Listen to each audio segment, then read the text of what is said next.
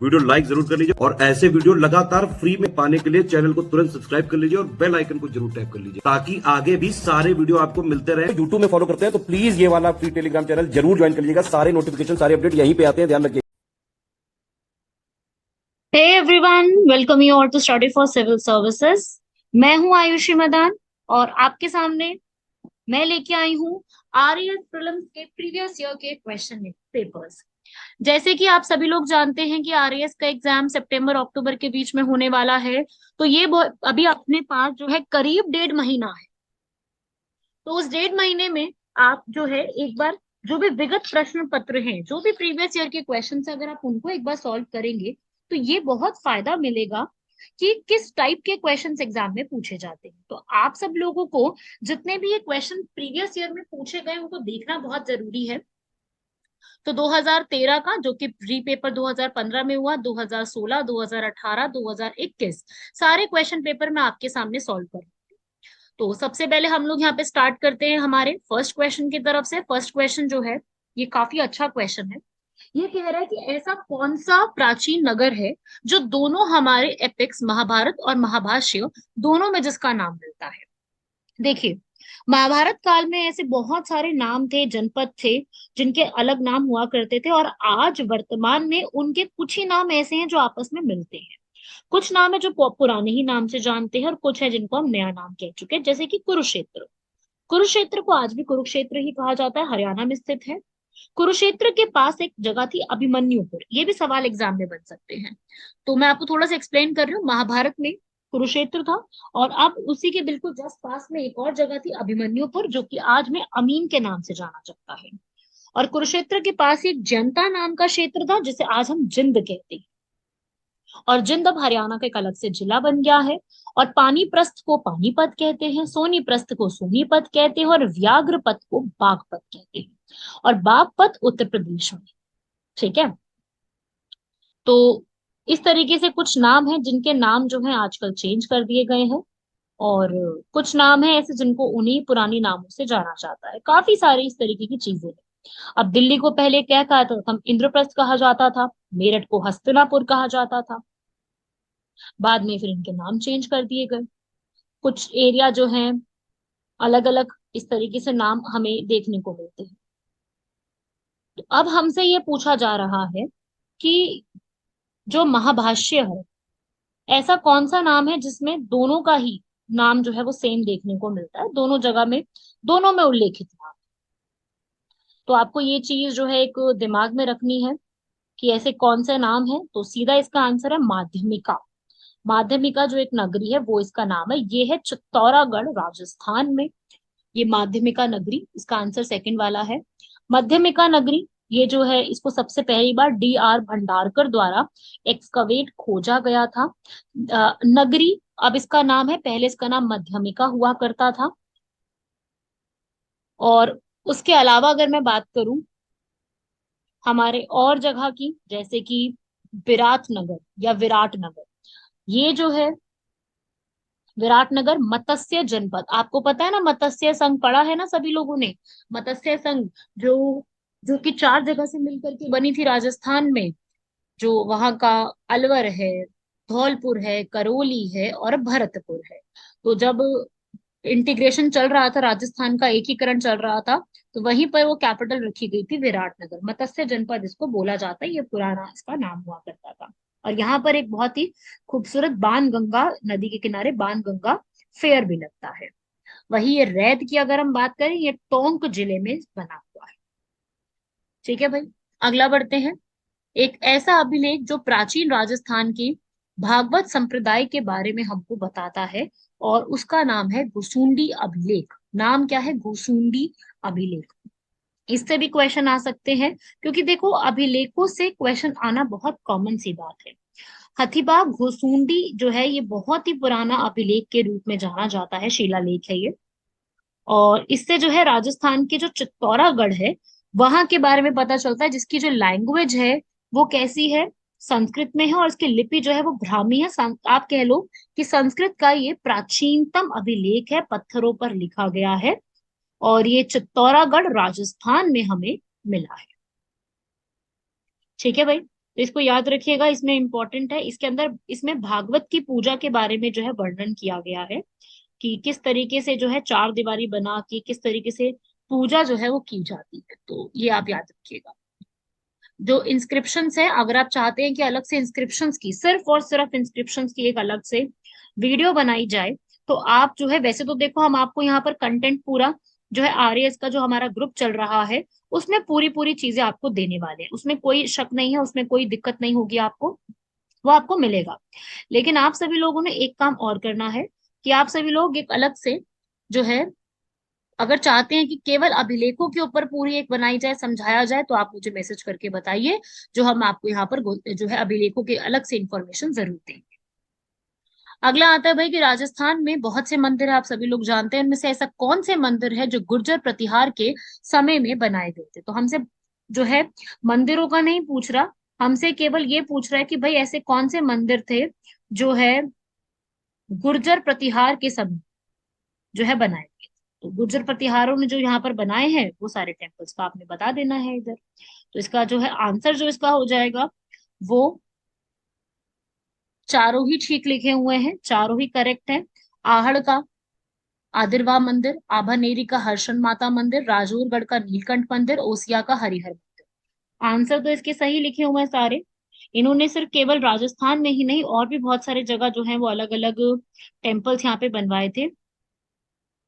हमसे सिर्फ यहाँ पर जो एक पूछ रहा है हमको वो पता होना चाहिए, बाकी इसके अंदर इन्होंने मंदिर जो है वो खूब सारे बनाए थे।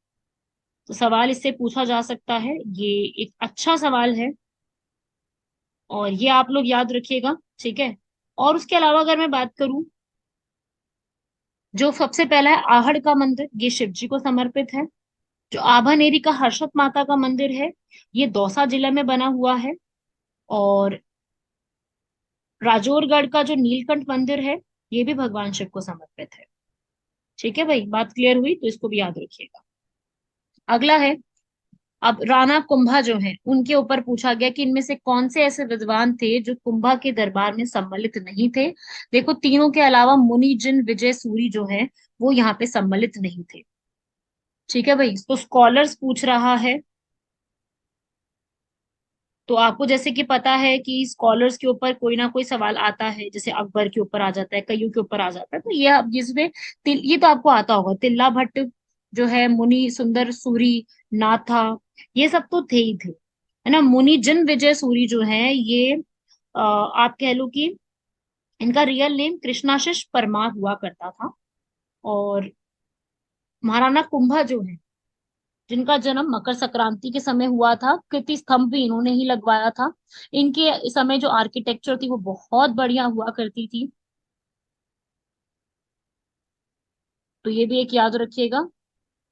अगला प्रश्न है यहाँ पर, राजस्थान की का शंकरिया नृत्य जो है, अच्छा अगला पहले रह गया, अली बख्शी ख्याल जो है किससे जुड़ा हुआ है। तो अली बख्शी ख्याल, ये भी काफी अच्छा इन्होंने सवाल पूछा है। अली बख्शी ख्याल ये कहाँ के लिए प्रसिद्ध है। तो अली बख्शी ख्याल किस एरिया से बिलोंग करते हैं ये पूछ रहा है, ये अलवर से बिलोंग करते हैं।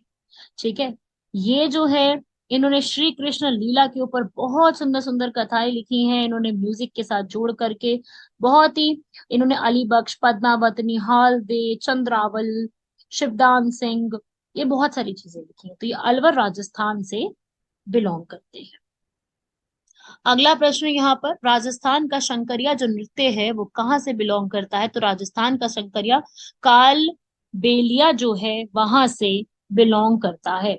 आपने जब राजस्थान के पढ़े हैं पूरा, जब पूरा एक डिटेल में पढ़ा होगा सारा कुछ आपने, तो आपने देखा होगा कि कालबेलिया जो है वो यहाँ पर एक तरीके से वो स्नेक चार्मर कम्युनिटी कहलाती है वहां की, कालबेलिया कल्चर में। जबकि जो भील है वो गुजरात, मध्य प्रदेश, छत्तीसगढ़, महाराष्ट्र, राजस्थान से बिलोंग करते हैं। उसके अलावा जो सहरिया है ये मध्य प्रदेश में है। और तेहर ताली ये भी कुछ उसी एरिया से ही बिलोंग करते हैं। अगला आपसे पूछ रहा है भाई, इनको आपको इस बार संगीत से काफी प्रश्न है, आप देख सकते हैं, तो इनमें से कौन सा पूछ रहा है कि सही मैच्ड है। तो ये पुंडरिक विठल जो है रागमाला, ये करेक्ट मैच है इसके अंदर। अगला प्रश्न यहाँ पे देख लो भाई, आपको पीजेंट मूवमेंट सबने पढ़ी है ना, बेगू, बूंदी, बिजोलिया, बीकानेर में जो हुई थी, उसमें किस किसने इसको लीड किया था, उसके ऊपर सवाल है। तो गलत इसमें से कौन सा है भाई? बीकानेर। बीकानेर का जो पीजेंट आंदोलन हुआ था, उसमें जो ये पर्सन है ये नरोत्तम लाल जोशी, वो नहीं थे। वहां पे कांगड़ इंसिडेंट भी हुआ था। तो जो आपने पीजेंट मूवमेंट्स पढ़ी हैं सारी की सारी, उसमें से ये सब कुछ पढ़ के जाइएगा। आपको सबसे पहले भील वाली पढ़नी है, एक बिजोलिया की पढ़नी है, एक भगत की पढ़नी है, मारवाड़ वाली पढ़नी है, एक ही नीम चौहाना, बूंदी, अलवर, जाकत, मीना और बीकानेर, ये पढ़ के जाना है आपको। ठीक है। तो यहाँ पर बेसिकली पर्सन थे बीरबल सिंह, जिन्होंने सबको इकट्ठा किया था। और कुंभारम आर्य, ये यहाँ पर कुछ इंपॉर्टेंट पर्सन थे जिन्होंने इकट्ठा करके पूरी एक मूवमेंट को चलाया था। तो ये पर्सन जो लिखे हुए हैं वो गलत लिखे हुए हैं। नरोत्तम लाल जोशी ये तो पॉलिटिशियन थे, और ये कौन थे? अच्छा, नरोत्तम लाल जोशी कौन थे भाई? ये भी आपको पता होना चाहिए। ये राजस्थान के लेजिस्लेटिव असेंबली के पहले स्पीकर थे, नरोत्तम लाल जोशी। ये कांग्रेस के एमएलए थे झुंझुनू से। और 1952 से लेकर के 1957 तक इन्होंने स्पीकर का जो है योगदान निभाया है। ठीक है भाई। तो ये चीज भी एक याद रखिएगा, आ सकता है ये सब तो पूछे जाते हैं। अगला प्रश्न है कि राजस्थान के इतिहास में पट्टा रेख से क्या मतलब है? पट्टा रेख जो है वो क्या चीज होता है? उससे जितना भी रेवेन्यू होता है वो देखा जाता है। तो पट्टा रेख एक तरीके से क्या चीज होती है? जो आपको सारा रेवेन्यू का जो बताती है कि किस तरीके से कहाँ का रेवेन्यू कितना आ रहा है, कितना आ सकता है। पट्टा का मतलब यही होता है, पट्टा का मतलब यही है, सेम टू सेम मीनिंग होता है। ठीक है। राजस्थान के समय, राजस्थान में जो ब्रिटिश सरकार का जब रूल हुआ करता था, तो उन्होंने वहां पर खालसा और जागीर लैंड बनाया था।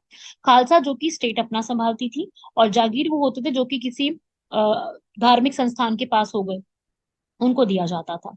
तो खालसा रीजन में हेड हुआ करते थे बिस्वादास या बापीदार।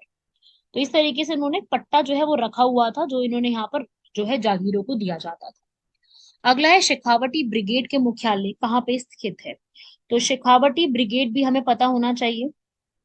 और शेखावटी ग्रेड, इसकी स्थापना कब हुई? सबसे पहला प्रश्न तो यही पूछा जाता है। इसकी स्थापना जो है वो 1835 में हुई थी, शेखावटी ब्रिगेड। पहला प्रश्न। इसके जो इंपॉर्टेंट है, ब्रिटिश के समय हुई थी, और इसके हेडक्वार्टर झुंझुनू में बने हुए हैं, और मेजर फॉरेस्टर ने इसको बनाया था। सवाल आ सकते हैं इसके ऊपर। ठीक है। अगला, ऐसे कौन से स्वतंत्रता सेनानी थे जिनका समाचार पत्र आर्य समाजी विचारधारा से जुड़ा हुआ नहीं था? तो वो है राजपुताना गजट। राजपुताना गजट एक ऐसा न्यूज़पेपर था जिसमें, राजपुताना गैजेट भी कह सकते हैं। तो ये न्यूज़पेपर हुआ करता था एक, अगर मैं बात करूं, राजपुताना गैजेट जो है वो अजमेर से बना करता था, अजमेर द्वारा पब्लिश किया जाता था। तो एक इसको मौलवी मुरादिली बीमार पर्सन जो है वो यहाँ पर पब्लिश करते थे। ठीक है। तो ये भी एक याद रखिएगा, ये आर्य समाज के लिए नहीं। उसके अलावा राजस्थान में संजन कृति सुधारक, राजपुताना हेराल्ड, राजस्थान टाइम्स, प्रभात, बहुत अलग अलग थे, अलग अलग बने हुए थे। तो आप ये याद रखिएगा। तो न्यूज़पेपर से भी सवाल आते हैं। अगला, इनमें से कौन से क्षेत्र में चित्र शुल्क पंचमी को गुलाबी गंगौर यहाँ पे जो है वो मनाई जाती है? गुलाबी गंगौर कहाँ मनाई जाती है? नाथ द्वार में मनाई जाती है। तो ये भी एक याद रखिएगा, गुलाबी गंगौर राजस्थान में मनाई जाती है, चैत्र शुक्ल पंचमी नाथ द्वार राजस्थान। नाथ द्वार अपने आप में इम्पोर्टेंट है काफी ज्यादा। और यहाँ पे वुमेन जो है वो एक पिंक साड़ी पहनती है, पिंक उपरना मेन पहनते हैं, और ये सेलिब्रेट किया जाता है। अगला, ये बहुत इंपॉर्टेंट है कि कब कब क्या क्या चीज बनाई गई थी, इस पे बहुत सवाल आते हैं। तो इसको मैच कर लेते हैं भाई। राजस्थानी सेवा संघ जो है उसकी स्थापना 1919 में की गई थी। और देश हितैषी सभा जो है उसकी स्थापना 1877 में की गई थी। राज्य लोक सेवा परिषद है, इसकी स्थापना 27 में की गई थी। चैम्बर ऑफ प्रिंस 1921 में किए गए थे। इसका प्रश्न हो जाए, आंसर हो जाएगा ए वाला। ठीक है, ये मैच द फॉलोइंग था सीधा ही। अगला प्रश्न है यहाँ पर, इनमें से कौन से सर्वप्रथम किसने राजस्थान के राजसी शासक वर्ग के लिए पृथक शिक्षा संस्थान की आवश्यकता पर बल दिया था? वो है कैप्टन वॉल्टर। ठीक है, कि भाई हमें जो है वो जो यहाँ पर शिक्षा वगैरह है उसको ज्यादा अच्छे से रखनी चाहिए। तो ये जो है पूरी बात बताई गई थी, वो कैप्टन वॉल्टर है। ठीक है। अगला, राजस्थानी साहित्य की एक रचना है हंसावली। अब साहित्य से देख रहे हो इस बार कितने ज्यादा प्रश्न आ रहे हैं। ये रचित किसने है, ये किसने लिखी है यहाँ पर, ये अस्यात द्वारा लिखी गई है। ये अस्यात ने 1370 में लिखी थी, जिसमें राजस्थान की बहुत पुरानी भाषा के बारे में बताया गया है। ठीक है, सूरजमल मिश्राना ने शुरू किया था, इसको आप याद रखिएगा, ये भी इंपॉर्टेंट है। ठीक है, अच्छा क्वेश्चन है बहुत। अगला ये ज्योग्राफी से जुड़ा हुआ क्वेश्चन है, राजस्थान से नहीं है। अब आपसे पूछ रहा है कौन सी जो है कहाँ पे लोकेटेड है। तो देखो किलिस्को, किलिस्को है ऑस्ट्रेलिया की, ऑस्ट्रेलिया की एक ग्रेट डिवाइडिंग रेंज बहुत फेमस, और एक किलिस्को है पर्वत शिखर। मैकीनले, मुझे ऐसा लग रहा है बहुतों ने पढ़ा होगा, ये उत्तरी अमेरिका में बना हुआ है। एल्ब्रूज, ये भी पढ़ा होगा, यूरोप और अफ्रीका के बीच में बिल्कुल बना हुआ, यूरोप और एशिया के बीच में। किलिमंजारो तो आपको पता ही है, अफ्रीका की सबसे हाईएस्ट पीक है। आंसर इसका क्या बन जाएगा, सेकंड वाला बन जाएगा। अगला प्रश्न देखेंगे भाई, इनमें से अम्ल वर्षा जब होती है तो कौन से यहाँ पर वर्षा और जल और हिम को प्रदूषित करते हैं। तो यहाँ पर आपको सबसे ज्यादा जो प्रदूषित करते हैं वो सल्फर डाइऑक्साइड और नाइट्रोजन ऑक्साइड, ये दोनों नहीं करते हैं। तो आंसर इसका हो जाएगा केवल ए और बी, एसिड रेन के लिए। अगला, इनमें से अगर कभी भी जैव विविधता होती है तो उनके लिए संकट इनमें से क्या क्या चीजों का कारण बनता है। तो देखो, आपको भूमंडलीय तपन, बिल्कुल ग्लोबल वार्मिंग बढ़ता है, ये तीनों तो बढ़ेंगे ना। आप शाकाहारी को प्रोत्साहित करोगे तो उसमें बायोडाइवर्सिटी खराब थोड़ी होगी। तो इसका आंसर क्या हो जाएगा, ए, बी और सी। अगला प्रश्न है यहाँ पर, आपको जो है ये रीजन के बारे में बताना है, कहाँ कहाँ पे मिलता है, जैसे कि लैंकशायर। अब सबसे पहले लंकाशायर लैंडशायर रीजन जो होता है ये आपको यूनाइटेड किंगडम में मिलेगा। रूर जो रीजन है वो आपको जर्मनी में मिलेगा। आप भारत का भी तो रूर कहा जाता है, जो कि बहुत ही ज्यादा अच्छा खासा इंडस्ट्रियल रीजन है। भारत के रूर को किसको कहा जाता है, दामोदर को कहा जाता है। ऐसे ही जो केहिन है वो आपको जापान में मिलेगा। और एप्लाशियन जो प्रदेश है, एप्लाशियन सोचो कहाँ पे होंगे, अमेरिका में। और हैं कहीं अप्लाचिन्स, अप्लाचिन्स तो बने ही अमेरिका में। अमेरिका का अगर आपने मैप बनाया है तो इस तरफ हमारे सारे जो है शुरू जो हो जाते हैं वो सारे मैकिनले वगैरह वो बने हुए हैं, इधर एप्लाचियंस बने हुए हैं सारे। ठीक है, तो एप्लाचियंस वाले का बन हो जाएगा आंसर, इसका क्या बन जाएगा, थर्ड वाला। अगला, ये आपसे आ रहा है पूछने के लिए कि आप लोगों को यहाँ पर पासेस को बताना है, दर्रे को। अब शिपकिला जो हमारा पास है ये जम्मू कश्मीर में बना हुआ नहीं है, ये हिमाचल प्रदेश में बना हुआ है, क्योंकि यहीं से सतलुज रिवर जो है भारत में एंटर करती है। तो ये यहाँ पे नहीं बना हुआ, ये साफ साफ गलत है। जलेप्ला सिक्किम में, ठीक है, नाथुला और जलेप्ला सिक्किम का है। बोमडीला और दिहांग दिबांग ये अरुणाचल प्रदेश के। माना नीति ये दोनों उत्तराखंड के, सही लिखे। अगला प्रश्न आप देखेंगे, भारत में हरित क्रांति के फलस्वरूप जो है खदानों में काफी वृद्धि हुई, बिल्कुल सही बात है। अगला, भारत में हरित क्रांति के परिणाम स्वरूप क्षेत्रीय असमानता में वृद्धि हुई, ये बात अपने आप में वैसे ठीक है, लेकिन दोनों आपस में मेल नहीं खा रही है बात। तो इसका आंसर क्या हो जाएगा, सेकंड वाला। फर्स्ट स्टेटमेंट बिल्कुल ठीक लिखी हुई है, सेकंड स्टेटमेंट अपने आप में असमानताओं में वृद्धि ठीक बात है, क्योंकि एक जगह पे ज्यादा प्रोग्रेस होगी, दूसरी जगह पे कम हुई है। लेकिन लेकिन ये आपस में मेल नहीं खा रहे हैं। तो इसका जो प्रश्न होगा वो क्या हो जाएगा, सेकंड वाला हो जाएगा। अगला जो है यहाँ पर उत्पादक राज्यों के बारे में पूछ रहा है, लेकिन ये बात 2013-14 की, इसलिए मैं छोड़ रही हूँ कि कहाँ पे किसने कितना ज्यादा प्रोडक्शन किया। आंसर इसका ए है, लेकिन हमको नहीं पढ़ना क्योंकि ये हमसे नहीं पूछा जाएगा। अगला, आपको यहाँ पर नॉर्थ से साउथ के रीजन में इसको लोकेट करते हुए चलना है कि सबसे पहले कौन सी आएगी। तो देखो भाई, सबसे पहले तो इसमें से आगरा आएगा, है ना। उसके बाद ग्वालियर आएगा मध्य प्रदेश में, आगरा आ गया यूपी में, आ गया मध्य प्रदेश में। उसके बाद आप नीचे की तरफ आओगे तो आपको नागपुर मिलेगा महाराष्ट्र में।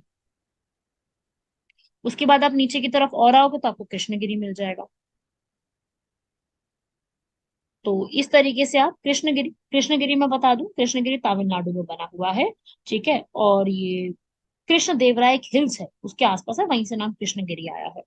ये जो है कई बार कृष्णगिरी को मैंगो कैपिटल ऑफ इंडिया भी कहा जाता है, जैसे कई बार नागपुर को कहा जाता है, उसी प्रकार से कृष्णगिरी को भी ये बात बोली जाती है। ठीक है, कृष्णगिरी पे कौन सा डैम बना हुआ है, बांध कौन सा बना हुआ है, बांध का नाम भी क्या है, कृष्णगिरी बांध। तो इसका उत्तर क्या हो जाएगा आपका, मैच करके देखो, बी, डी, ए, सी हो जाएगा। अगला प्रश्न इसमें बोल रहा है कि भाई हमारी जितनी भी इसमें राजस्थान में पीक्स बनी हुई है, आप उनको जरा उनकी ऊंचाई के अनुसार लगा दो जरा। तो भाई इसमें सबसे ऊंचाई के हिसाब से डिसेंडिंग में लगाना है, अवरोही क्रम में, तो शेर, जरगा, सज्जनगढ़ और तारागढ़ जो है ये इनकी पीक्स जो है वो लगा दी जाएंगी। अब राजस्थान के अंदर काफी सारे पीक्स हैं, ऐसा नहीं है कि पीक्स नहीं है, राजस्थान में काफी सारी हैं। जैसे अगर मैं बात करूं तो अकेली अकेली अरावली नहीं है, अरावली में भी और बहुत सारे आते हैं, जैसे कि गुरु शिखर, सिरोही, वो तो है ही 1722 मीटर, वो तो सबसे ऊपर है ही। उसके बाद शेर, शेर की 1597 मीटर की हाइट है। फिर है दिलवाड़ा, दिलवाड़ा की 1442 है। उसके बाद अगला आएंगे जारगा, ये लिखा हुआ है ना जारगा जो वही वाला, इसकी है 1431। फिर है अचलगढ़, अचलगढ़ की है 1380। फिर कुंभलगढ़, फिर धोनिया, फिर रघुनाथगढ़, फिर हरिषिकेश, फिर कमलनाथ। इस प्रकार से ये है पीक्स जो आपको पता होनी चाहिए। और इन सब से भी जो है अच्छा खासा सवाल आ जाता है। बाकी जो लिखी हुई है तारागढ़ और सज्जनगढ़, तारागढ़ की जो हाइट है वो केवल 870 मीटर है। ठीक है, तो तारागढ़ इसलिए ही लास्ट में लिखा गया है। ठीक है, सज्जनगढ़ की ये वाला जो लिखा हुआ है इसकी हाइट है 938। तो आपको कुछ कुछ इसमें से लर्न करके जानी है कि कौन सी हाईएस्ट है। अगला, इनमें से कौन सी राजस्थान की रामसर साइट्स में इंक्लूडेड नहीं है भाई? तो इसमें से सांबर नहीं है, सच सम्मिलित किया गया, सॉरी पूछ रहा है, तो सांबर को सम्मिलित किया गया, बाकी अभी तक यहाँ पे सम्मिलित नहीं किया गया है। अब देखो रामसर साइट्स का जो क्वेश्चन है ये बहुत इंपॉर्टेंट है। रामसर साइट्स जो है सवाल अच्छे खासे आते हैं इसके ऊपर। 2 फरवरी को मनाया जाता है। मैं आपको ये बता दूं कि रामसर साइट्स में राजस्थान की तरफ से केवल 2 जगह है, एक है सांबर लेक और दूसरी है क्योलादियो, केलादियो घाना भरतपुर की। तो राजस्थान में केवल 2 साइट्स है, इसमें आपको केवल यही 2 बातें याद रखनी है। अगर मैं केलादियो भरतपुर की बात करती हूँ तो ये मॉन्ट्रिक्स रिकॉर्ड में भी शामिल हुई थी, क्योंकि यहाँ पर बहुत ज्यादा पानी की कमी चल रही थी। ये एक बर्ड सेंचुरी है जहाँ पर अच्छी खासी जो है पक्षियों की प्रजाति यहाँ पर आती है। वही सांबर लेक जो है ये आपको भारत की सबसे बड़ी लार्जेस्ट इनलैंड लेक मिलेगी। इनके बारे में ये वाले फैक्ट्स जो है वो पूछे जा सकते हैं, कहाँ पे क्या बनी हुई है, किस किस तरीके से है। ऐसे सवाल आराम से जो है राजस्थान टूरिज्म की जो एटलस की एक बुक है राजस्थान टूरिज्म की खुद की, उन्होंने ये सारा डेटा बताया था कि भाई हमारे यहाँ पर कितने कितने हैं, हमने कितने मैपिंग करी है, उसमें कितना हम क्या इंक्रीज कर सकते हैं। सांबर लेक के बारे में उन्होंने काफी सारी बातें बताई थी, तो वहीं से मैंने सारा डेटा इकट्ठा करके आपको इन्फॉर्म किया है। ठीक है, अगला प्रश्न, राजस्थान की गवर्नमेंट पॉलिसी जो है फॉरेस्ट के ऊपर, वो पहली बार उसका जो अप्रूवल मिला था वो कब मिला था? फरवरी 2010 में मिला था। इसका आंसर डी हो जाएगा। तो राजस्थान की फॉरेस्ट पॉलिसी काफी ज्यादा इंपॉर्टेंट है, 2010 की पहली बार आई थी, अब की नहीं पूछ रहा। ठीक है, अभी 2023 की आ चुकी है, पर ये हमसे पूछ रहा है कि भाई पहली कब आई थी, तो अपने को पहला भी पता होना चाहिए। ठीक है, अब तो नहीं आ चुकी है तो चलो वो पढ़ के जाएंगे अब हम लोग। फॉरेस्ट कवर 2010 में बताया था कि हमें किस तरीके से ठीक करना है। राजस्थान के पास सबसे बड़ा एरिया तो है ही, और 2019 में भी इसका डेटा आया, 2023 में भी पॉलिसी आ चुकी है इसके लिए। अगला भाई, यहाँ पर कह रहा है कि चौधरी कुंभा राम केनाल, एक हमेशा केनाल के ऊपर क्वेश्चन आ रहा है। जो पिछला मैंने पेपर सॉल्व करके दिया था उसमें भी सेम जो है पहले भी क्वेश्चन आ चुका है। तो चौधरी कुंभाराम केनाल जो है इससे कौन से डिस्ट्रिक्ट को फायदा हो रहा है, आपसे से ये पूछ रहा है।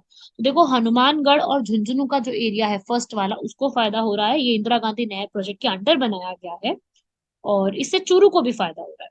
ठीक है, हिमालय से होता हुआ पूरा पानी राजस्थान की तरफ भेजा जाएगा। 15 जुलाई 2013 को इसकी शुरुआत हुई थी। लर्न कर लेना ये सारी चीजें। ठीक है, अब कौन सा मिनरल कहाँ पे नहीं मिलता उसके ऊपर मैच करना है आपको। जिप्सम पलाना गलत लिखा हुआ है, बाकी सारा ठीक है। सेंसस 2011 के हिसाब से आपको सबसे जो है अवरोही क्रम में पॉपुलेशन लगानी है। जयपुर तो आपको सबसे पहले दिया ही हुआ है, जयपुर की पॉपुलेशन सबसे ज्यादा है, उसके बाद जोधपुर, अलवर और नागौर की है। ठीक है, तो सेंसस 2011 से भी सवाल आ गया है। और ऐसा नहीं कि अब सेंसस से सवाल नहीं आते हैं, अब आने लग गए। ठीक है, 68 मिलियन के करीब इन्होंने पॉपुलेशन बताई थी उस समय राजस्थान की। और उन्होंने राजस्थान का 6.85 करोड़ के करीब पॉपुलेशन बताई गई थी। और लिटरेसी रेट भी बताया था कि फीमेल का लिटरेसी रेट है 52% और मेल का है 79, ये बताया था। वर्किंग पॉपुलेशन के ऊपर भी पूरा डेटा दिया था इन्होंने। और डिस्ट्रिक्ट के बारे में बताया था, सबसे ज्यादा जयपुर है, फिर जोधपुर, अलवर, नागौर, उदयपुर, सिक्कर, बाड़मेर करते करते बताया। लास्ट में जिसमें सबसे कम पॉपुलेशन है वो है जैसलमेर, उसके ऊपर प्रतापगढ़, सिरोही, बूंदी, राजसमंद। ठीक है, तो ये आपको याद में रखना है, पूछा जा सकता है, आपको पूरा पता होना चाहिए। और पॉपुलेशन के हिसाब से सबसे टॉप आपको पता है उत्तर प्रदेश है, फिर महाराष्ट्र, बिहार, वेस्ट बंगाल, मध्य प्रदेश, तमिलनाडु, फिर आता है राजस्थान 7वें नंबर पे। ठीक है भाई, पॉपुलेशन के हिसाब से। अगला प्रश्न है यहाँ पर, इनमें से कौन से ऐसे जिले हैं जहां पर 2011 के हिसाब से सबसे कम पॉपुलेशन है एसटी कैटेगरी की? तो एसटी कैटेगरी के हिसाब से यहाँ पर कम पॉपुलेशन है बीकानेर और नागौर में। ठीक है, थर्ड वाले में। अगला आपको ईस्ट से वेस्ट इसको अरेंज करना है। ठीक है, पूर्व से पश्चिम की ओर आपको जो जगह आती है उनको अरेंज करते हुए चलना है। तो सबसे पूर्व में इन चारों में से कौन सी आएगी? बूंदी। बूंदी के बाद यहाँ पर आएगी पूर्व में अजमेर, फिर आएगा नागौर, फिर आएगा उदयपुर। ठीक है, तो ए बी डी सी, सी आ जाएगा। अगला जनकपुरा, जनकपुरा और सारवार का जो है कहाँ, इसमें सबसे ज्यादा प्रोडक्शन किस चीज की होती है? वो है तांबड़ा, गार्नेट की। अगला आपको बताना है, इसको भी अरेंज करना है। वाइल्ड लाइफ कंजर्वेशन रिजर्व कहाँ कहाँ पे बने हुए हैं, तो इसको अरेंज कर लोगे, आपका आंसर क्या बन जाएगा इसमें? सेकंड वाला। अगला कह रहा है भाई आपको पढ़ना, अरावली के मरुस्थल से पूर्ववर्ती विस्तार को रोकता है। तो ये बात तो ठीक लिखी हुई है। अगला, राजस्थान की सभी नदियों का उद्गम अरावली से? बिल्कुल नहीं, ऐसा तो कुछ भी नहीं है। सारी नदियों का उद्गम अरावली से नहीं है। और अ, अरावली से हम प्रभावित नहीं होते हैं जब रेनफॉल होती है। अरावली इस तरीके से बनी है, पालनपुर से होते हुए दिल्ली तक जा रही है 800 किलोमीटर की। तो जो यहाँ पर बादल होते हैं अपनी वर्षा यहाँ पर करके जाते हैं, या फिर यहाँ पे बहुत हल्की वर्षा करते हैं। तो अरावली की वजह से तो रहता ही है।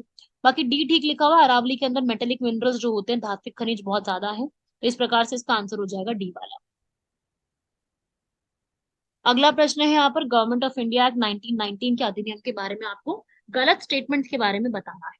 तो देखो भाई, सबसे पहला, ये एक्ट 1919 में आया था लेकिन इसको लागू 1921 में किया गया था। बिल्कुल सही बात है, पहला प्रश्न, पहला स्टेटमेंट बिल्कुल सही है।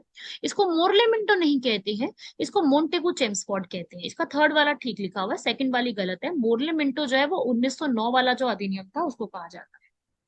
और इस एक्ट की वजह से सेंट्रल और प्रोविंशियल लिस्ट को, सब्जेक्ट को अलग कर दिया गया था। बिल्कुल सही बात है, सेकंड वाली स्टेटमेंट यहाँ पे गलत है। काफी आसान प्रश्न।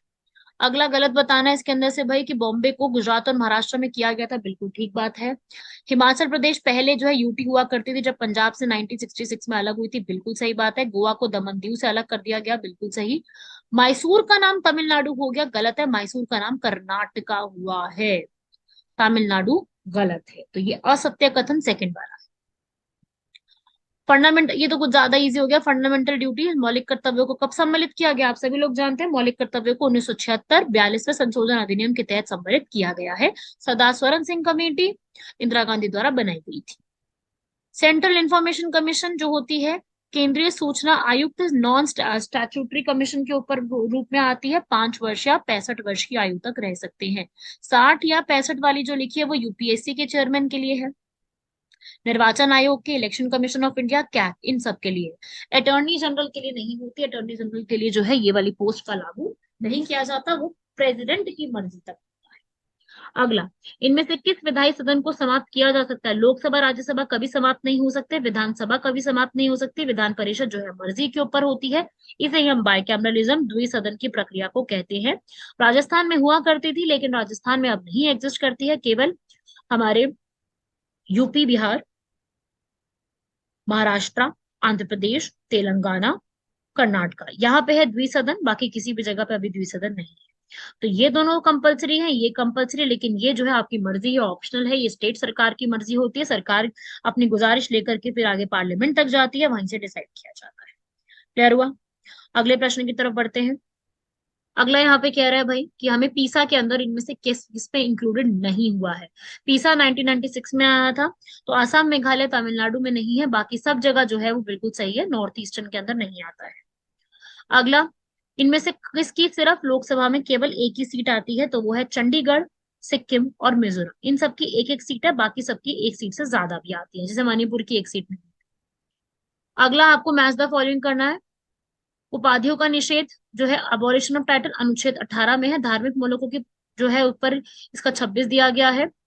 अल्पसंख्यकों की भाषा का संरक्षण 29 में दिया गया। शिक्षा का अधिकार हमारा 21 का 86 अमेंडमेंट एक्ट 2002 के तहत। तो पॉलिटी बहुत अच्छी पूछी हुई है इसके अंदर, लेकिन इजी क्वेश्चन है, इसका आंसर थर्ड हो जाएगा। अगला, इनमें से कौन सा गवर्नमेंट ऑफ इंडिया 1935 का फीचर नहीं है? पढ़ के जाइएगा 1935 पूरे एक्ट पढ़ के जाइएगा, सारे के सारे। ये वाला गलत है भाई, कि रेसिडोरी पावर जो है गवर्नर ने अपने ही पास रखी थी, यहाँ पर वाइसराय के पास ही थी। बाकी सब तो चलो ठीक लिखा हुआ है, प्रोविजनल लेजिस्लेचर के पास ऐसा कोई पावर नहीं दी गई थी। अगला कह रहा है भाई हमने जो प्रेसिडेंट को हटाने का प्रोसेस है ये हमारे यहाँ पे क्वासी जुडिशियल अर्ध न्यायिक प्रक्रिया कहलाती है, क्योंकि ये काम जो है हमारी भारत की संसद जो है वो पूरा रिजल्ट लेके आती है।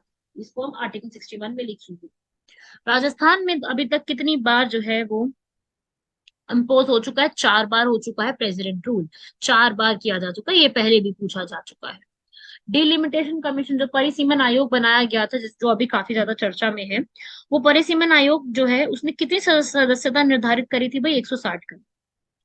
उसके बाद कह रहा है कि भाई राजस्थान के राज्यपाल के रूप में जब कल्याण सिंह की नियुक्ति हुई थी उनसे पहले कार्यवाहक राज्यपाल जो है एक्टिंग गवर्नर के रूप में किसको बनाया गया था? वो थे हमारे पहले जो बनाए गए थे राम नायक को बनाया। अगला, इनमें से कौन जो है राजस्थान पब्लिक सर्विस कमीशन के सबसे लंबे अभी तक के चेयरमैन जो है वो रहे हैं? वो है डॉक्टर एस तिवारी। तो ये जो फैक्ट्स होते हैं इन सबसे सवाल पूछे जाते हैं कि कौन थे, क्या थे।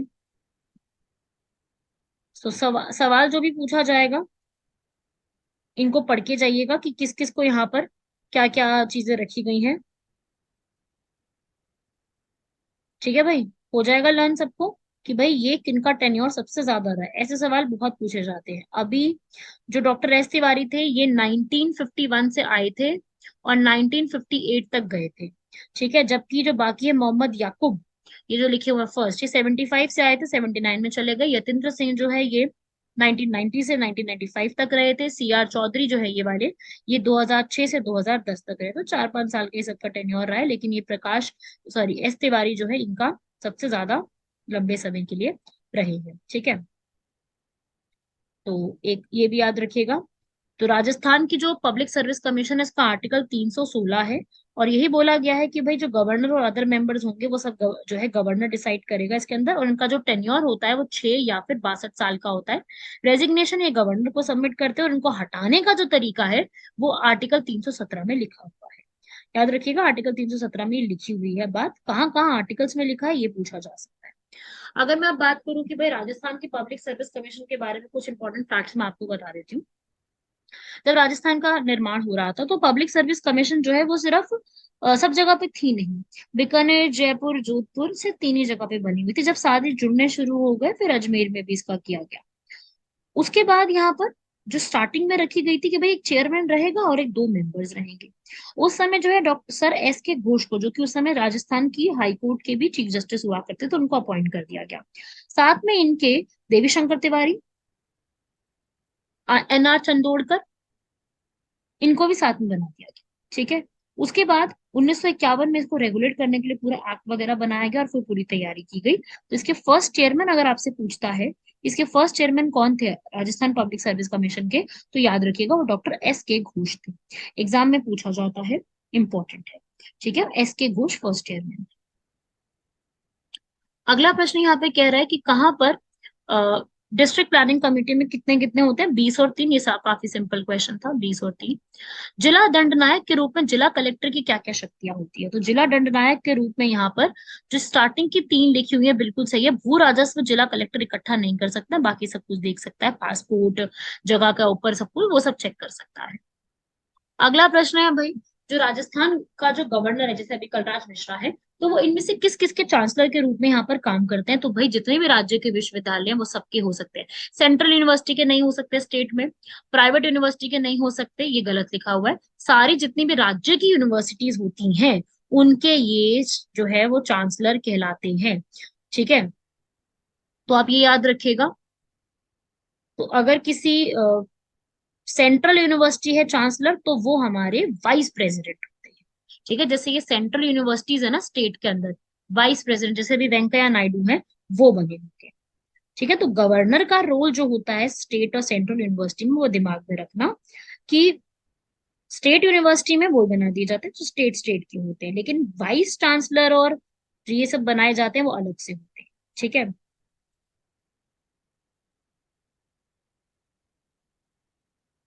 राजस्थान की जो इन्फॉर्मेशन कमीशन जैसे भारत की बनी हुई है सेंट्रल इन्फॉर्मेशन, ऐसे राजस्थान का सूचना आयोग का जो गठन है सबसे पहली बार वो कब किया गया था? 18 अप्रैल 2006 को जो है वो किया गया था। तो ये भी एक याद रखिएगा। राजस्थान की इंफॉर्मेशन कमीशन की एस्टैब्लिशमेंट या फिर इसका काम क्या है किस तरीके से, ये दिमाग में रखिएगा। और इसके बारे में अगर मैं बताऊं तो भाई इसके अंदर राजस्थान की जो इंफॉर्मेशन कमीशन है, ये पहले एक्ट तो बहुत पहले आ गया था, लेकिन राजस्थान ने 18 अप्रैल 2006 को इसको स्थापित किया है। और इसमें एक स्टेट इंफॉर्मेशन कमीशन होता है, साथ में 10 और लोग होते हैं, और ये गवर्नर डिसाइड करते हैं, लेकिन गवर्नर के पास एक रिकमेंडेशन आती है कमेटी की, फिर चेक किया जाता है। इनकी उम्र 5 साल या 65 वर्ष तक होती है, और ये दोबारा अपॉइंट नहीं हो सकते, री अपॉइंटमेंट के लिए एलिजिबल नहीं है। पहली जब बनाई गई थी 18 अप्रैल 2006 को, तो इसके जो हेड हैं वो कौन बने थे? M D Kaurani. M D Kaurani को इनका हेड बनाया गया था। ठीक है, अभी डीबी गुप्ता है, लेकिन पहले जब बनाया गया था तो भी आप नाम याद रखिएगा। ठीक है, एमडी कौरानी। अगला, लोकायुक्त जो राजस्थान में बनाए जाते हैं, लोकायुक्त जो है उनका काम क्या होता है? वो एआरसी ने बताया था, ये क्वेश्चन यूपीएससी एनडीए एनडीए के एग्जाम में भी पूछ चुकी है। तो एआरसी ने बताया था, संथानम कमेटी ने जो है सीवीसी और सीबीआई की रिकमेंडेशन दी थी। तो आंसर इसका हो जाएगा बी वाला। अगला भाई, जेपीएससी जो होती है उसका उसका जो है सारा हिसाब किताब कौन देखता है? भाई जेपीएससी बनेगी तो प्रेसिडेंट ही सब कुछ देखता है। जेपीएससी दो दो स्टेट का इकट्ठा मिलकर के बना दी जाती है। जब राजस्थान की हिस्ट्री के अंदर 30 जून 2016 तक कितनी बार विश्वास प्रस्ताव जो है, कॉन्फिडेंस मोशन को यहाँ पर लेकर के आया जा चुका है? वो भी 4 बार लेके आया जा चुका है। अगला भाई, भामाशाह योजना। ये भामाशाह योजना जो है काफी फेमस योजना है। राजस्थान के ऊपर आपको ये पूरा जो है पढ़ना पड़ेगा, भामाशाह योजना क्या है। तो देखिए भाई, भामाशाह एक कार्ड होता है जो कि राजस्थान की सरकार ने बनाया, ताकि वो विमेन जितने भी हैं उनको पूरा पैसा जो है वो ट्रांसफर सही से कर सके। जो राजस्थान की चीफ मिनिस्टर थी वसुंधरा राजे, उन्होंने इसको स्टार्ट किया था 15 अगस्त 2014 को, जिसका मेन काम ये था कि भाई वुमेन को हमने आगे बढ़ावा देना है। तो भामाशाह योजना जो है वुमेन की तरक्की के लिए, काफी अच्छी सशक्तिकरण के लिए बनाई गई थी। और जिसका नाम है भामाशाह, वो एक प्रसिद्ध मंत्री थे, फाइनेंसर थे, जिन्होंने महाराणा प्रताप की काफी मदद करी थी, उनके नाम पे ये रखा गया है। ठीक है, तो भाई इसका जो उत्तर है आपका, भाई वुमेन के ऊपर ही है, तो उसका उत्तर देख लेते हैं भाई। तो इसमें यहाँ पर फर्स्ट लाइन बिल्कुल ठीक लिखी हुई है। ठीक है, सेकंड गलत लिखा हुआ है, फर्स्ट बिल्कुल स्टेटमेंट ठीक है। ऐसे ही जो राजस्थान में एक योजना चल रही है, अनुप्रति योजना।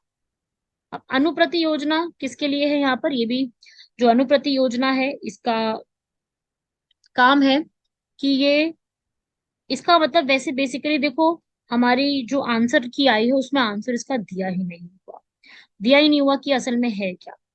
लेकिन मैं बता देती हूँ, अनुप्रीति कोचिंग योजना एक होती है, जो कि कोचिंग जो है बच्चों को दी जाएगी, जो पढ़ाई नहीं कर सकते या कुछ भी उनको दिक्कत होती है पढ़ने में या कुछ तरीके से, तो यहाँ पर अनुप्रीति कोचिंग योजना दी गई थी, ताकि आप यूपीएससी आरपीएससी जो है उसमें वहां पर कर सको। ये अशोक गहलोत ने जो है दोबारा से इसको स्टार्ट भी करा है। तो ये एक योजना है, इसको वैसे इसका आंसर कुछ भी नहीं दे सकते इसके अंदर, सेकंड आंसर हो सकता है इसका, लेकिन इसका सही आंसर नहीं दिया गया है। राजस्थान की जो इलेक्शन कमीशन है, निर्वाचन आयोग, ये किस प्रकार का आयोग है? राजस्थान का निर्वाचन आयोग एक संवैधानिक संस्था है, क्योंकि आर्टिकल 243 जो है के में इसका पूरा मेंशन किया गया, और इसकी जिम्मेदारी होती है पंचायत और म्युनिसिपैलिटी के सारे इलेक्शंस को कंडक्ट करवाना। ठीक है, अब तक यहाँ पर राजस्थान में पंचायती के कितनी बार इलेक्शन हो चुके हैं? भाई 2015 तक 10 बार हो चुके हैं। ये कुछ फैक्ट्स हैं जो आपने एग्जाम से पहले पढ़े ही होंगे। अगला आता है इकोनॉमिक्स के ऊपर, कि भाई जो हमारा उपभोक्ता कीमत सूचकांक होता है, इन्फ्लेशन इंडेक्स में क्या होता है? उसमें बैंक दर जो है वो कम कर दी जाती है अगर कभी भी इन्फ्लेशन बढ़ता है। एचडीआई की रिपोर्ट ये 2015 की, इसलिए मैं इसको स्किप कर रही हूँ, बट इस बार की जो एचडीआई की रिपोर्ट है आपको वो पढ़ के जानी है। यूएनडीपी इसको रिलीज करती है, तो आप केवल और केवल सिर्फ इसमें सिर्फ ये पढ़ लो कि ऐसे एक जो है वो रिपोर्ट रिलीज की जाती है, बाकी इसमें अभी के हिसाब से पढ़ के जाना है। तो जो भी पढ़ोगे आप वो अभी के हिसाब से पढ़ के जाइएगा। ठीक है, अगला, अनएम्प्लॉयमेंट जितना भी होता है चेक किया जाता है, वो किसके द्वारा चेक होता है? एनएसएसओ द्वारा। फर्स्ट इसका करेक्ट आंसर है। अगला भाई, ये आपको अभी समय चेंज हो चुका है, 2015 का पेपर है, ये 2015 के हिसाब से आंसर इसका थर्ड, लेकिन अभी इसका आंसर चेंज हो चुका है, इसलिए मैं इसको डिस्कस नहीं कर रही। ऐसा ही 65 भी इसी प्रकार से, 66 भी 2015-16 के डेटा के हिसाब से चल रहा है, और अब 2022 आप जो है 23-24 या 22-23 का डेटा पढ़ के जाना तो ज्यादा बेटर रहेगा। तो अभी हम स्किप करेंगे क्योंकि ये सब डेटा जो है वो उस समय का पूछा गया, बट आप क्वेश्चन जरूर पढ़ लो कि बैलेंस ऑफ ट्रेड जो है, व्यापार संतुलन, इस पे प्रकार पे क्वेश्चन आ रहे हैं। अगला, पहल स्कीम, थोड़ा सा इसको पढ़ लेते हैं चलो। स्कीम के बारे में आपको मैं बता देती हूँ। पहल स्कीम जो है स्टार्ट की गई थी direct benefit transfer LPG subsidy के लिए, ये वाला जो सेकंड वाली लिखी है ना उसमें। तो इसमें किया क्या गया था कि भाई जितने भी यहाँ पर एलपीजी सब्सिडी होगी वो बैंक अकाउंट के कस्टमर्स के सीधा बैंक अकाउंट में जाएगी, सारी बातें ठीक लिखी हुई है। जैन ट्रिनिटी जो होती है ना, जन आधार मोबाइल, उसके तहत ये स्कीम को पूरा स्टार्ट किया गया था। और पहल स्कीम ये था कि भाई जितने भी आपके, पहल का मतलब यही है प्रत्यक्ष हस्तांतरित लाभ, 2013 में इसको स्टार्ट किया गया था, जिसमें जो भी बोगस और डुप्लीकेट एलपीजी के कनेक्शन होते हैं उसको यहाँ पे खत्म कर दिया जाएगा और आप साल भर में इतने ही सिलेंडर्स ले सकते हो, उसकी स्कीम थी वाली। 68 वाला देखो भाई, ये उसी समय का है, ये भी सेम पूछा गया 2015-16 के डेटा से। राजस्थान का होलसेल प्राइस इंडेक्स के हिसाब से जो पूरा डेटा चल रहा है वो यहाँ पर 1999 से 2000 तक लिया जाता था, उस समय की ये बात है। 12th 5 ईयर प्लान में भी उसी समय था, 2014 तक रहा था, 2015 में 16 का पेपर था, तो ये उसी समय का है, इसको भी स्किप कर सकते हो, ये सब कुछ पुराने डेटा के ऊपर बेस्ड है। हाँ, ये सेंसस 2011, क्योंकि अभी नया सेंसस तो हुआ नहीं है, अपने को फिर यही वाला पढ़ के जाना पड़ेगा। तो भाई राजस्थान की जो सेक्स रेशो है वो पूरे देश की नेशनल सेक्स रेशो से कम है, बिल्कुल सही बात है। ठीक है, ये वाली जो first second and third statement है बिल्कुल सही लिखी हुई है। ठीक है, ये भी गलत है, यहाँ पर धौलपुर के साथ में इंक्लूडेड ही है, तो ये गलत है। 1, 2 एंड 3, थर्ड वाला इसका आंसर हो जाएगा। अगला है कलीपा कापुड़ी थर्मल पावर प्रोजेक्ट, जो कि राजस्थान में बना हुआ है। तो जलीपा जो बना हुआ है पूरा जालीपा, तो ये थर्मल पावर प्लांट पे हमसे पूछ रहे, जेएसडब्ल्यू के नाम से इसको जाना जाता है, आप जेएसडब्ल्यू के नाम से भी पढ़ सकते हो। ये बाड़मेर डिस्ट्रिक्ट राजस्थान में बना हुआ है, पहली चीज। दूसरा, इसको चलाने वाली जेएसडब्ल्यू एनर्जी लिमिटेड है, वो देखती है इसमें पानी जो है वो इंदिरा गांधी कैनाल से लिया जाता है। ठीक है, तो ये जो पूरी है इसमें दोनों ही बातें सही लिखी हुई है, ये जो है पूरी तरीके से प्राइवेट जो है डेवलपर द्वारा, निजी संपदा द्वारा स्थापित किया गया है। कोयला से, लिग्नाइट कोयले पे पूरा ये आधारित है, सही लिखा हुआ है। अगला भाई, जो हमारा राजस्थान रिन्यूएबल एनर्जी मिशन है, इसके लिए हमने जो पैसा लिया है राजस्थान में वो कहाँ से लिया है, एडीबी से, जिसकी हेडक्वार्टर्स मनीला फिलीपीन से बने हुए, 1966 में बना था। नया सवेरा स्कीम सारे सही लिखे हुए हैं, डोडा पोस्ट यूजर के लिए, टोबैको यूजर्स के लिए, वाइन यूजर्स के लिए, तो उनको खत्म, उनका जो उनकी ये लत है उसको खत्म कराने के लिए किया गया था, तो ऑल ऑफ दीज इसका आंसर होगा। अगला, मुख्यमंत्री निशुल्क दवा योजना जो राजस्थान में आई थी, ये 2 अक्टूबर 2011 में स्टार्ट की गई थी। अगला प्रश्न फिर भामाशाह योजना के ऊपर पूछा गया है, तो भामाशाह योजना के ऊपर कि ये फैमिली, ये प्रत्येक परिवार की मुख्य महिला जो होगी उसको दिया जाएगा, महिला के बैंक खाते से जोड़ा जाएगा, और जितने भी नकद के लाभ होंगे उसके यहाँ पर हस्तांतरित कर दिए जाएंगे, नॉन कैश नहीं किए जाएंगे, नकद के लाभों को यहाँ पर हस्तांतरित किया जाएगा, नॉन कैश बेनिफिट्स को यहाँ पे नहीं रखा गया। तो 1, 2 एंड 3 इसका करेक्ट आंसर होगा। अगला, ऐसी कौन सी स्कीम है राजस्थान की, मैंने अभी बताया था ना आपको, SC ST BPL OBC general सबको यहाँ पर एग्जाम जो होते हैं यूपीएससी स्टेट, इन सब में एडमिशन कराने के लिए जो कोचिंग दी जाती है, ठीक है, उनको कैश इंसेंटिव्स भी दी जाएंगे, वो है अनुप्रति योजना। आंसर इसका हो जाएगा फर्स्ट वाला। अगला, जहां पर राजस्थान की एक ऐसी एजेंसी जो पूरा इसको देखती है गैर परंपरागत ऊर्जा स्रोत को लिए, तो वो है Rajasthan renewable energy corporation. District industries centre कितने हैं भाई राजस्थान में, 36। सीएम शुभ लक्ष्मी योजना, शुभ लक्ष्मी योजना भाई गर्भवती महिलाओं की सहायता के लिए, इसका आंसर 4 हो जाएगा।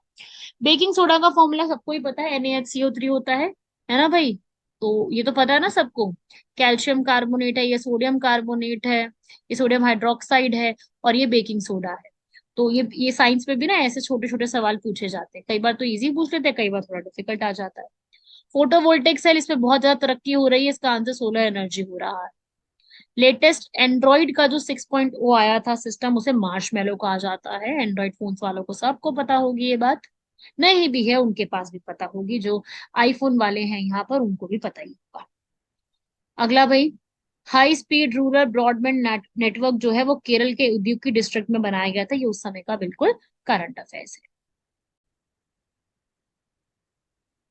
अगला भाई, डीआरडीओ ने, ये उस समय का एक्चुअली करंट अफेयर है, लुकोसिन की जो मेडिसिन तैयार की थी, ये लुकोडर्मा से था, स्किन डिजीज के लिए था। उसके बाद ये भी उसी समय का है, लॉन्च व्हीकल किस किस की है सहायता से, आप तो देखो चंद्रयान 3 से पूछा जाएगा, चंद्रयान 1, 2, 3 और जो है इनके लॉन्च व्हीकल्स पूछे जा सकते हैं, अब का चांस ज्यादा है कि उससे सवाल होगा। वैसे इसका आंसर है ना, ऑप्शन नंबर 1। अगला, ये भी उस समय का जो है करंट अफेयर से ही पूछा गया है कि इनमें से कौन सी भारत की न्यूक्लियर पावर्ड सबमरीन भारत की नौसेना की नाप की ऊर्जा जो है द्वारा संकलित बनाई गई है, वो है आईएनएस चक्र। इंडियन एयरफोर्स को एयर टू एयर रिफ्यूलर करने वाली इल्यूजन सेकंड 78 बनाई गई है। अगला, इनमें से पूछ रहा है, भाई साइंस का सवाल है कि गन्ने के रस से ही जो है आपका विकणित करके सिरका बनता है, बिल्कुल सही बात है। सिरके में एसिटिक एसिड होता है, बिल्कुल सही बात है। और सिरके में उपस्थित अम्ल बेंजोइक एसिड होता है, नहीं, गलत लिखा हुआ है, सिरके में नहीं होता, एसिडिक होता है, बेंजोइक नहीं होता। प्रिजर्वेटर की तरह इस्तेमाल किया जाता है, सही लिखा हुआ है, 1, 2 एंड 4 करेक्ट है। अगला, आपको यहाँ पर बताना है कि नैनो टेक्नोलॉजी को बनाने के लिए इनमें से क्या क्या चीजों को कैसे कैसे आप बनाओगे। सबसे पहले एरोसोल आएगा, फिर टारगेटेड ड्रग्स, लक्षित दवाइयां, उसके बाद 3D नेटवर्किंग और मॉलिक्यूलर मैन्युफैक्चरिंग। अगला प्रश्न यहाँ पे देखेंगे भाई, अल्फा लिनोलिक एसिड का सबसे बड़ा स्रोत जो है वो कौन सा है, वो अलसी, फ्लैक्सीड, अलसी के बीच। अगला आपको बताना है भाई, इसमें अरेंज करके और बताना है कि क्या सही लिखा हुआ है। तो भाई, पहली बार जो तरीके से क्रॉप्स को यहाँ पर किया गया था कमर्शलाइज, वो फ्लेवर सेवर टमाटो थे, मतलब कि टमाटर जो है वो थे, सही लिखा हुआ है ये वाला। उसके बाद यहाँ पे पूछ रहा है कि फ्लेवर सेवर जो है वो अधिक पके हुए फल होते हैं और ये कुछ ज्यादा लंबे समय के लिए सही रह पाते हैं, तो सही लिखा हुआ है ये भी। फर्स्ट और सेकंड स्टेटमेंट करेक्ट है इसमें। अगला है भाई, कैल्शियम कार्बाइड जो है वो यहाँ पर ग्रीन फ्रूट्स के को पकाने के लिए किया जाता है, उसमें ऐसा क्या होता है भाई, एसिटिलीन होता है उसके अंदर, इसलिए ये भी आपको केमिस्ट्री का सवाल है। ये भी आप अरेंज करेंगे। ग्लोबल वार्मिंग में सबसे ज्यादा कंट्रीब्यूशन भाई कार्बन डाइऑक्साइड का होता है, फिर मीथेन का होता है, फिर नाइट्रस ऑक्साइड का होता है, और जितने भी सीएफसीज होते हैं उनका होता है। ये आप उस समय का करंट अफेयर है, छोड़ सकते हैं इसको भी। फर्स्ट नेशनल पार्क इंडिया का आप जानते हैं स्टैटिक पोर्शन से है, ये Jim Corbett 1936 heli national park के नाम से बनाया गया था, बाद में इसका नाम चेंज हो जाता है। ये जिम कॉर्बेट जो है वो इन्वायरमेंटलिस्ट है जिनके नाम पे इसका नाम रखा गया है। अगला ऐसे ही यहाँ पर ये पूछ रहा है भाई, काजीरंगा ये आसाम में है, गिर जो है वो गुजरात में है, कान्हा जो है वो यहाँ पर मध्य प्रदेश में है। बोवाइंस बनाने के लिए, मतलब कि दुधारू रोग जो है उनको बनाने के लिए जैव उर्वरक किसका इस्तेमाल किया जाता है, तो देखो भाई ये इस्तेमाल किया जाता है एजोला का। ठीक है, राइजोबियम तो भाई नाइट्रोजन फिक्सिंग बैक्टीरिया होता है।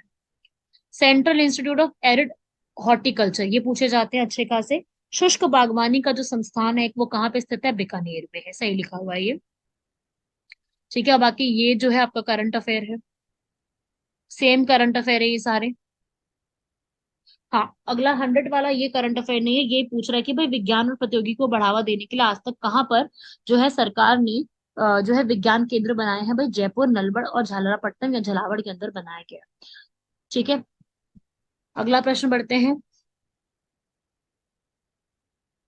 इसको आपने पढ़ना है भाई कि कठिन परिश्रमी व्यक्ति के लिए बहुत से बाहर कुछ नहीं होता, सही बात है। एक कठिन परिश्रमी व्यक्ति सब कुछ प्राप्त कर सकता है, सही बात है। और जो कठिन परिश्रम नहीं करते वो कुछ प्राप्त नहीं कर सकते, ऐसा कुछ भी नहीं कि जो कठिन परिश्रम नहीं करते वो कुछ भी प्राप्त नहीं कर सकते। हाँ, लेकिन ये फर्स्ट दोनों आपस में ठीक है, फर्स्ट वाली स्टेटमेंट ठीक है, सेकंड वाली गलत है। फर्स्ट स्टेटमेंट ठीक है, लेकिन जैसे आप लोग अभी कठिन परिश्रम कर रहे हो, पढ़ रहे हो बहुत सारी चीजों को, तो आपको पता है कि आपको कहीं ना कहीं सिलेक्शन जो है वो हो जाएगा, क्योंकि बहुत ज्यादा परिश्रम करना ही है। ऐसे ही अगला है कि भाई, वाहन चलाते हुए क्या मोबाइल फोन के उपयोग पर प्रतिबंध होना चाहिए, बिल्कुल सही बात है। पहला इसका तर्क मजबूत क्या कह रहा है कि हाँ, क्योंकि ज्यादातर समय जो है उसी दुर्घटना इसी का कारण बनती है, इसलिए सही लिखा हुआ है। नहीं, मोबाइल उपयोग करने वालों के लिए आपात स्थिति में समस्या हो जाएगी, नहीं, ऐसा जरूरी नहीं है। तो तर्क वन जो है वो मजबूत है। अगला कह रहा है कि सभी फल पेड़ हैं, कोई फूल पेड़ नहीं है, तो आप इसको पढ़ो, कथन और निष्कर्ष को आप पढ़ोगे तो आपस में दोनों बातें सही लिखी हुई हैं। सभी फल जो है वो पेड़ है, सभी फल जो है वो साथ में पेड़ भी है, और कोई फूल पेड़ नहीं है, तो फूल और पेड़ यहाँ पे गलत हो गए। फल और पेड़ आपस में मिल रहे हैं, और फूल इज नॉट इक्वल टू पेड़, और कोई फूल फल नहीं है, तो ठीक बात है, फल और फूल तो आपस में मिल नहीं रहे, क्योंकि फल पेड़ है और ये आपस में मैच नहीं करे, तो फर्स्ट ठीक लिखा है। कुछ पेड़ फल है, कुछ पेड़ जो है वो फल है, ऐसा भी सही है ये बात भी, क्योंकि कुछ, अगर सारे पेड़ फल है तो कुछ भी होंगे ही। दोनों सही लिखा हुआ है, फोर्थ इसका आंसर हो जाएगा। काफी अच्छा क्वेश्चन। ऐसे ही अगला आपको बताना है कि अगर इस अगर वो बुद्धिमान होगा तो वो नेट का एग्जाम निकाल देगा। नेट परीक्षा में उत्तीर्ण होने के लिए आपको बुद्धिमान होना चाहिए, जरूरी नहीं है, मतलब बिना उसके भी चल जाएगा। वह नेट परीक्षा में उत्तीर्ण होगा ऐसा जरूरी नहीं है। तो देखो, फर्स्ट कथन तो ठीक लिखा हुआ है, लेकिन ये दोनों बातें आपस में कुछ मतलब जरूरी नहीं समझ में आ रही। ठीक है, अब आप कहोगे क्या, मतलब कि नेट परीक्षा में उत्तीर्ण होने के लिए आपको बुद्धिमान नहीं होना पड़ता क्या? होना तो पड़ता है यार, पर स्टेटमेंट थोड़ी आपस में सही नहीं लिख रही, मतलब यदि लिखा है ना उसमें। अब 105 से भाई हमारे सारे मैथ्स के शुरू हो जाते हैं। मैथ्स का आप लोग थोड़ा सा खुद से देखिएगा। मैंने आपको जीएस का काफी सारी चीजें बता दी, मैथ्स का आप लोग थोड़ा सा खुद से देख के बताइएगा। इसमें पूछ रहा है भाई, त्रिभुजों की कुल संख्या कितनी है? इसका उत्तर है 27। अगला आपको यहाँ पे मैच करते हुए बताना है कि अगला पद कितना क्या आएगा। तो आप इसको सॉल्व करते करते देखते जाएंगे। पहले आया 1, फिर 2, 3, फिर 4, अगला 5 ही आने वाला है। ठीक है, ये 0, 2, 4, 6, 0 आया, फिर 2, फिर 4, फिर 6, फिर 8 आएगा अब अगला, है ना? तो ये तो ऑप्शन हो नहीं सकते।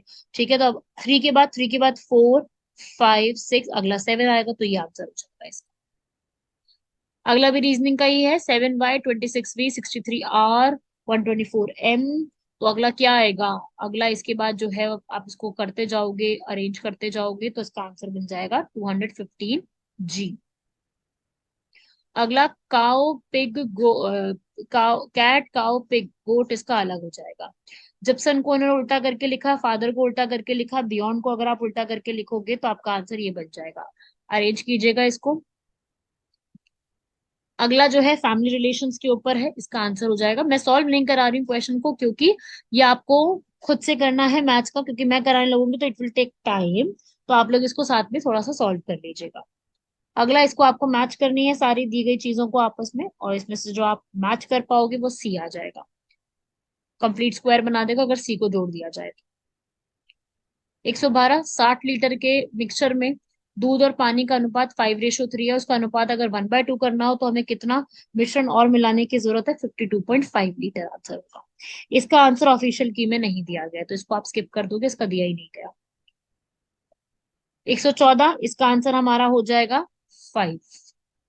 115 आंसर हो जाएगा 128। मैं मार्क कर रही हूँ, आप लोग जब सॉल्व कर रहे होंगे खुद से तो देखिएगा जरूर इनके आंसर आप क्या निकाल पा रहे हैं। ये सारा का सारा आपका मैथ्स का ही है। समान वार्षिक ब्याज दर 15,000 का 2 साल की चक्रवृद्धि ब्याज में चलता है, तो वार्षिक ब्याज की जो दर होगी वो 8% हो जाएगी। ऐसे इसको सॉल्व करेंगे 8,000 आ जाएगा। सॉल्व कर सकते हो पूरा, मैंने यहाँ पे छोड़ा ही हुआ है।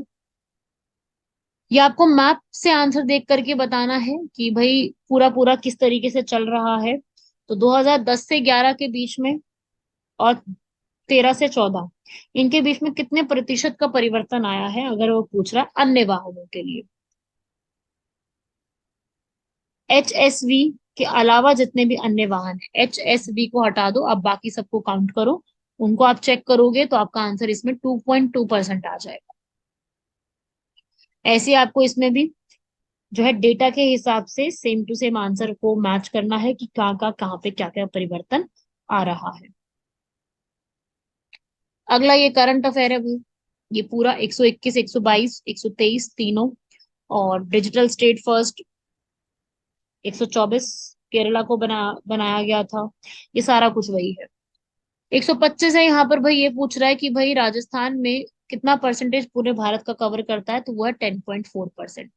पूरे भारत का 10% केवल राजस्थान है, और राजस्थान में सबसे ज्यादा थार डेजर्ट आपको पता ही है। इसका आंसर देखो, ऑफिशियल आंसर की में नहीं दिया गया, असल में इसका आंसर आप थार डेजर्ट का जो है करीब 85% जो है ना वो भारत में आता है, और 85% में से भी 60% जो है वो आता है, तो वैसे इसका आंसर 60 होगा, बट ऑफिशियल आंसर की में इसका कोई भी आंसर नहीं दिया गया है।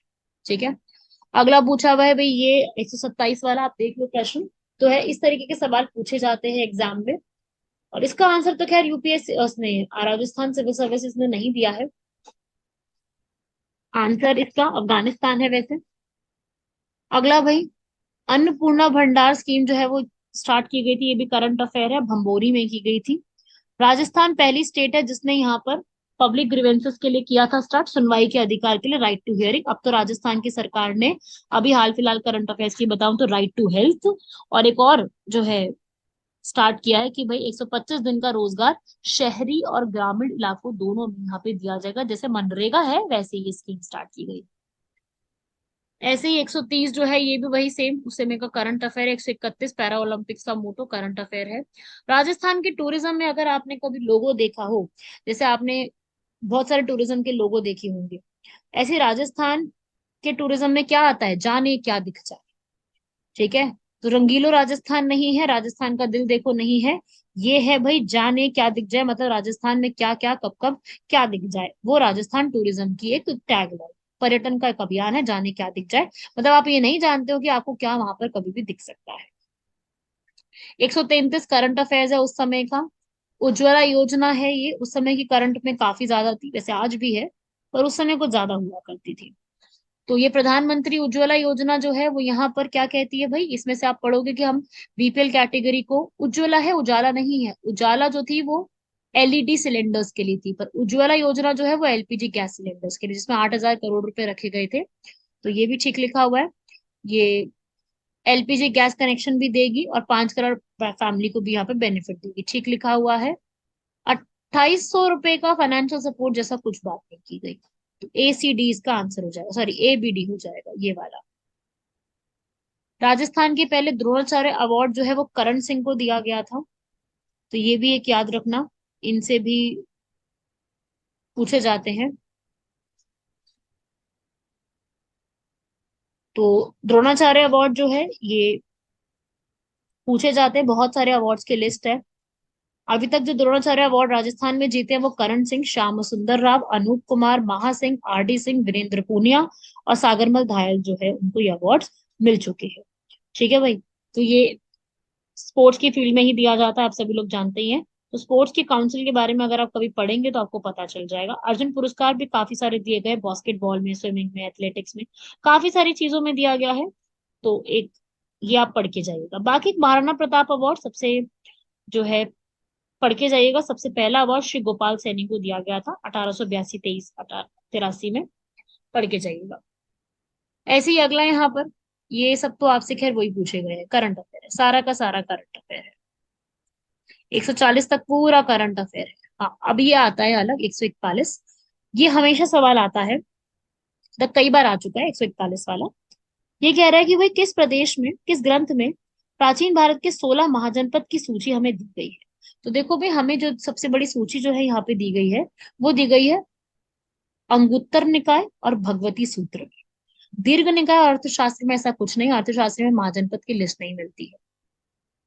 अगला भाई, सत्यकाम जाबल जो है उनकी कथा जो अनब्याही मां होने के लांछन को चुनौती देती है, वो कहाँ पे लिखी गई है, छांदोग्य उपनिषद में लिखा गया है। ठीक है, इनमें से कौन से शब्द हमने महाभारत से लिए हैं, महाभारत से हम लोगों ने इसमें से जो है निषेध चरित्र, कीर्तान्युजम और पशुपाल वध, दश कुमार चरित्र हमने नहीं लिया है। अगला, इनमें से कौन सा पट्टन गुजरात में है भाई, वो है मोधेरा, बड़ा फेमस हुआ था मोधेरा सन टेम्पल।